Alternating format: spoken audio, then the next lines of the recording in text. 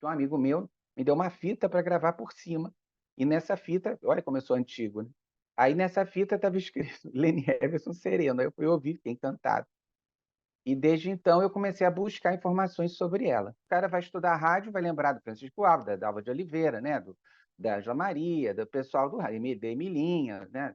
E vai se lembrar do pessoal dela. Mas mesmo as pessoas que estudam rádio não lembram da Leni Everson. A voz da Leni era uma coisa. Qualquer pessoa, vocês podem ir no Spotify e ouvir as 3 coletâneas que eu fiz dela antes de fazer esse livro. A voz poderosa da Leni Everson, grandes vozes da série e a série Super Diva, vocês vão ver que eu não estou mentindo, não é uma cantora comum. Por que essa mulher foi esquecida? Quando eu lancei a terceira coletânea dela, o filho dela, que estava sumido, desaparecido, que foi a época até baterista dela, ele criou um Facebook só para me encontrar. E nessa ele falou assim, só tinha eu e o neto dele no Facebook dele, né? Olha, se você for Rodrigo Faúra, eu quero te dar umas coisas que foram da minha mãe, porque você foi a única pessoa que se lembrou dela. Peguei um ônibus, fui ao interior, Mariporã, onde ele morava, e onde a Lene também passou os últimos anos de vida dela. E chegando lá, ele me recebeu muito bem, me contou, tirou todas as minhas dúvidas, né, que eu tinha muitas sobre ela, e ele me deu todas as fotos que ele tinha em papel. Ele só ficou com as cópias. Queria ficar com as cópias. E me deu alguns troféus, inclusive alguns estão aqui na minha sala, como esse aqui, que é o de melhor cantora internacional, 55, que ela ganhou na época. Um Roquete Pinto, que era um Oscar da música, né? Era um prêmio muito importante. Então, me deu alguns 5 troféus e eu fiquei com aquilo na cabeça. Aí, quando eu fui fazer meu mestrado, em 2018, eu resolvi fazer sobre ela. E aí originou esse livro lindo que eu estou lançando agora pela Edições Sesc. Oi, pessoal, meu nome é Augusto Diniz, colunista de cultura de Carta Capital. Não deixe de se inscrever no canal do YouTube de Carta Capital para receber notificações de novos vídeos. A gente conversa agora com o jornalista e grande pesquisador da música, Rodrigo Faur. Obrigado, Rodrigo. Obrigado, Augusto. Rodrigo Faur aí é autor de biografias, várias delas, vou citar algumas: Ângela Maria, Dolores Duran, Calbi Peixoto. Rodrigo também escreveu em 2 volumes a história da música brasileira, sem preconceitos, dos primórdios até os dias atuais. A gente já resenhou aqui essa obra, é um trabalho assim, essencial. E, mais recentemente, Rodrigo Faur lançou a incrível história de Leni Everson, ou A Cantora que o Brasil Esqueceu. É um livro que conta a história aí de uma artista que ganhou a fama internacional, mas não teve o devido reconhecimento no Brasil. Faur, conta desse último livro, o que aconteceu com Leni Everson. Esse livro só foi possível porque eu ganhei por 2 anos uma bolsa da CAPES, né, de mestrado na PUC Rio. Queria até aproveitar para agradecer meu orientador, Júlio Diniz, uma figura maravilhosa, muito competente. E também pelas edições Sesc, que acreditaram no projeto e fizeram esse livro lindo, né? Pois é, a Lene Essa é uma cantora paulista que começou nos anos 30 a cantar ainda, tinha 12 anos quando ela começou em Santos, na Rádio Atlântica. Depois ela foi para São Paulo, mas naquela época era uma época difícil para os artistas que não moravam no Rio. Era muito difícil um artista que não morasse na capital, onde era também o centro cultural, onde todas as emissoras importantes de rádio e depois de televisão estavam estabelecidas, estourarem no Brasil inteiro. Como ela era especializada em músicas, principalmente americanas, né, cantadas em inglês, naquela época os discos demoravam um pouco para chegar no Brasil. As gravadoras, às vezes, tinham uns artistas com nome gringo que eles vendiam como se fossem estrangeiros. Lembre-se que naquela época não havia capa de disco. 778 rotações era um disco com uma faixa de cada lado, que vinha num envelope e com um furo no meio que você só via o nome do artista. Leni Everson foi um nome, sempre canção, que um diretor de uma rádio deu para ela, por ela ser a princesinha do Fox, por ela cantar já em outros idiomas. Depois, claro, ela já um pouco mais velha começou a cantar em português também, mas o forte dela sempre foi essas canções estrangeiras. Não estava dando muito certo a carreira dela, ela não estava emplacando. Até que em 55 ela veio para o Rio de Janeiro, na inauguração da Rádio Mundial, e estourou. No dia seguinte todo mundo só falava dela. O Assis Chateaubriand, que era o grande magnata das comunicações, ficou encantado com ela, né? Que a Rádio Mundial era do conglomerado dele, tirou ela da Nacional de São Paulo e trouxe ela para a Tupi do Rio. Menos de 2 anos, um ano e meio, ele já convidou a Lene para participar de um evento no Waldorf Astoria de Nova York, uma noite beneficente dos cronistas de lá e tal. E foi Marlene também, foram os bailarinos e tudo.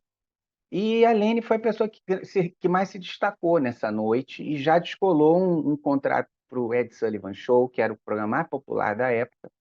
E ela cantou no dia que o Elvis Presley foi fazer a despedida dele para servir o exército. Então, esse programa teve uma audiência maciça.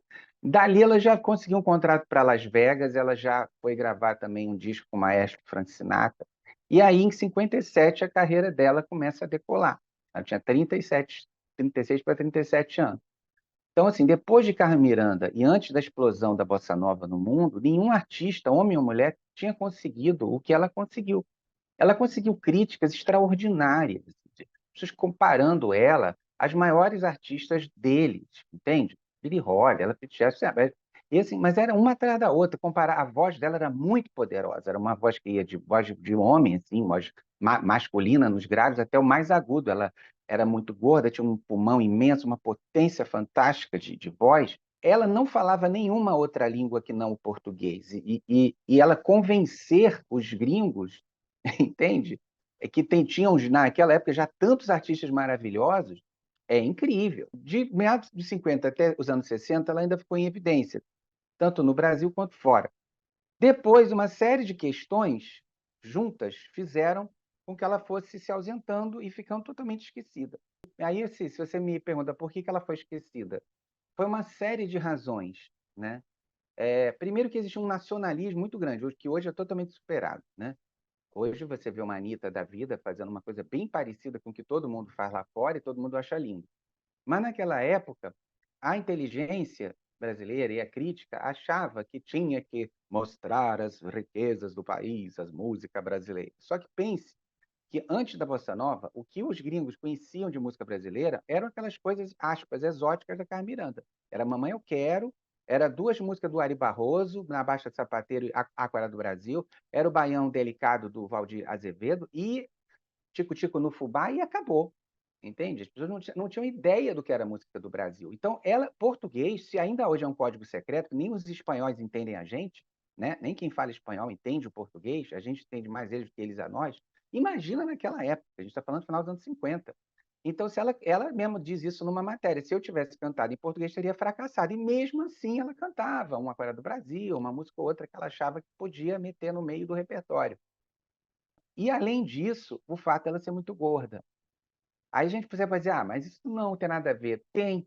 Quando a gente pensa no modelo de mulher, a gente sempre pensa na Marilyn Monroe, numa Sophia Loren, sabe? Né? A gente tem um imaginário de mulheres, do que seria mulher bonita, entende? Era sempre a gorda que canta bem. Todas as matérias tinham essa obsessão. Mas não era uma nem duas, eram praticamente todas as matérias. Mesmo que fossem elogiosas, sempre tinha que ter uma menção a isso. Então, isso fica também no nosso inconsciente, na hora de você lembrar das pessoas, né? Isso acaba sendo uma coisa que diminui um pouco. Então, o que eu faço? Eu faço um histórico dessa coisa do nacionalismo no Brasil e entrevisto várias cantoras gordas para mostrar o que elas passam e passaram por serem mulheres com corpo fora dos padrões. Tem essa questão da gordofobia, que você já citou, e o nacionalismo exacerbado, como ela cantava em inglês e em outras línguas, isso talvez tenha colocado ela um pouco de lado aqui da crítica, né, nacional e tal. Mas dois outros aspectos chamam a atenção. O primeiro é que ela não encaixa, né, nos critérios tradicionais de historiadores, que você cita isso. Eu queria que você comentasse essa questão, porque ela tem muito a ver com o nosso com várias outras coisas que a gente esquece também por conta desses critérios. A Lene era meio inclassificável, porque ela foi uma grande cantora de rádio, mas ela, quer dizer, grande que eu digo no sentido de ficar muitos anos como cantora de rádio, né? Começou em 32, imagina, até assim, final dos anos 50 ainda estava, ela ficou 3 décadas cantando em rádio. Embora nos 50 já fosse para televisão também. Ela era boa de televisão, porque nem todos os artistas de rádio se adaptaram à TV. Ela convencia na TV, as pessoas gostavam. Eu sei porque eu conheço gente que está viva que me disse que adorava ver a Lene na TV. Mas ela não teve muitos sucessos, então ela não ficou marcada como uma grande cantora do rádio. ela tem esse negócio de cantar em vários idiomas, então não seria tão brasileira para ser encarada como uma das maiores cantoras brasileiras. Cantou em festivais, mas também não foi uma Elis Regina, não foi um Caetano, então não foi uma cantora de festivais. Fez teatro, fez cinema, fez novela, mas também não fez tanto a ponto de ficar conhecida como a atriz de novela, ou a cantora de televisão, ou a cantora do não sei o quê. Então ficava difícil, sabe, você categorizar a Lene. Outra questão também que chama atenção é a família, né? Isso é outra questão comum no Brasil também, que é a família, intromissão da família no negócio do artista, né? Que na maioria Nossa, das vezes não dá certo, né? Parece legal e tal, parece muito unido, né? É muito bom para foto, mas não me parece assim o mais adequado e há vários problemas nesse. em relação à família, a gente sabe que as mulheres sofreram muito, sobretudo, né? Porque o machismo, naquela época da Adalene, você ser artista já era um pecado mortal. Mas, felizmente, esse marido dela gostava que ela cantasse, não queria sabotá-la nesse sentido. Mas teve problemas, porque quando ela conseguiu esse primeiro empresário que levou ela para fora, ele implicou com o cara, podia ter posto tudo a perder. Ela deu a sorte disso não ter, enfim, acabado com tudo. E ele também não gostava que ela se misturasse muito com o resto do meio artístico. Então ela tinha que cantar e voltar para casa. E a gente sabe que o lobby é importantíssimo, né? Principalmente nessa área, né? Então ela ficou um pouco isolada. Então já tem essa questão aí, né? De ter esse problema. E também o fato, né? E isso é uma coisa daquela época também, que o dinheiro ficava todo na conta dele, né? Chegou a fazer um filme com uma atriz que foi elogiada, inclusive, um filme que poderia ter sido um grande sucesso, que veja bem, o Orfeu foi um filme muito forte para o mundo todo, o Orfeu Negro, né? E os mesmos produtores do Orfeu resolveram fazer um outro filme com coisas do Brasil. Então foram gravar na Bahia, pegaram o mesmo ator que fez o Orfeu. E quem é que eles botaram como protagonista? Quem era o artista naquele momento, 62, que tinha fama internacional? A Lene Everson. Não tinha nada a ver, era na Bahia, né? Botar uma branca para fazer uma coisa com temas meio afro que estava fazendo na Bahia, mas botaram a Lene nesse filme. E ela foi muito bem, o Santo Módico. Só que esse filme está meio perdido. Por quê? Porque era tanto dinheiro que eles ganharam com o Orfeu que eles faziam 15 takes de cada cena. Resultado final, a produtora faliu. Então, o filme não teve o dinheiro para a divulgação que deveria ter tido.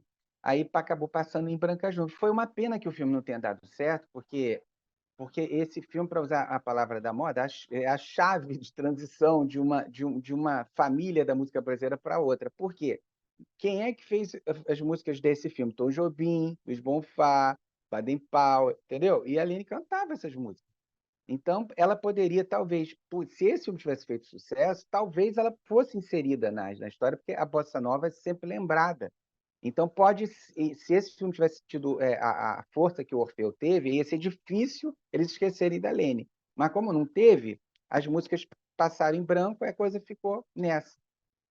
Então é isso. Então, assim, foi uma série de coisas desagradáveis. E para culminar, assim, ela também acabou, nos anos 70, se afastando de tudo e ficando totalmente reclusa a ponto de morrer esquecida, também porque houve uma coisa extremamente desagradável. O marido dela desapareceu, né? Em circunstâncias misteriosas. Então, ela ficou muito desgostosa a partir daí, foi aparecendo cada vez menos. Com isso, coitada, ela morreu esquecida e pobre, porque como não tinha atestado de óbito, porque o corpo não foi encontrado, ela não pôde mexer no dinheiro. Então, uma mulher que foi riquíssima morreu pobre, né? Então, a história dela realmente é uma ópera, né? É um filme, é um dramalhão.